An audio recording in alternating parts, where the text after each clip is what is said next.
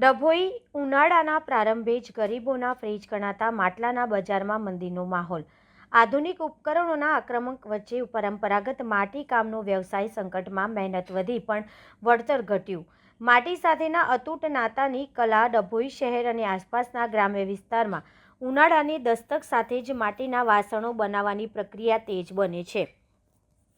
અહીંના કુશળ કારીગરો ખાસ પ્રકારની માટોડી ચીકણી માટી લાવીને તેને પલાળી ગુંદીને ચાકડા પર ચડાવે છે। પોતાના અનુભવી હાથોના કસબથી તેઓ માટીને ગોળાકાર ઘાટ આપી સુંદર માટલા તૈયાર કરે છે। આ માટલા માત્ર માટીના વાસણ નથી, પરંતુ કુદરતી રીતે પાણીને ઠંડુ રાખવાનું શ્રેષ્ઠ માધ્યમ છે। મોંઘવારી અને મહેનતનો બેવડો માર કારીગરો જણાવી રહ્યા છે કે માટલા બનાવવાની પ્રક્રિયા ખૂબ જ મહેનત માંગી લે છે।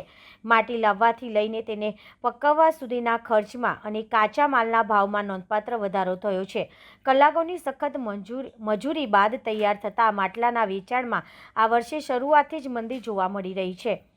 ઉનાળો બરાબરનો જામ્યો હોવા છતાંય ગ્રાહકોની પાંખી હાજરીને કારણે કુંભારોના ચાકડાની ગતિ તો ચાલે છે, પણ આજીવિકા પર જોખમ વર્તાઈ રહ્યું છે। કેમ ઘટી રહ્યું છે માટલાનું ચલણ?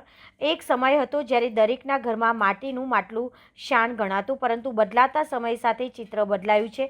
ઇલેક્ટ્રોનિક ઉપકરણોનો ક્રેઝ, ઘરે ઘરે પહોંચેલા ફ્રીજ, ઠંડા કુલર અને વોટર પ્યુરિફાયરના કારણે લોકો માટીના માટલાથી દૂર થઈ રહ્યા છે।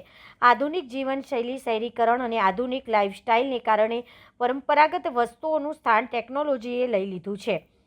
માલ મટીરિયલના ભાવ, કાચા માલના ભાવ વધવા છતાંય સામે માટલાનો યોગ્ય ભાવ ન મળતા કારીગરો નિરાશ છે। દિવસ રાત એક કરીને અમે આ માટલા બનાવીએ છીએ, પણ હવે લોકો ફ્રીજનું પાણી વધુ પસંદ કરે છે। ગરીબોનું ફ્રીજ ગણાતું આ માટલું હવે માત્ર શોભાની વસ્તુ બની રહ્યું છે તેવું લાગે છે। ડભોઈના આ પંથકમાં વર્ષોથી ચાલ્યો આવતો આ વ્યવસાય અત્યારે અસ્તિત્વની લડાઈ લડી રહ્યો છે। જો લોકો ફરીથી આરોગ્યપ્રદ અને કુદરતી ઠંડક આપતા માટીના વાસણો તરફ નહીં વળે, તો આ સુંદર કલા અને કારીગરો બંને ઇતિહાસના પાને વેલાઈ જશે તેવી ભીતિ સેવાઈ રહી છે।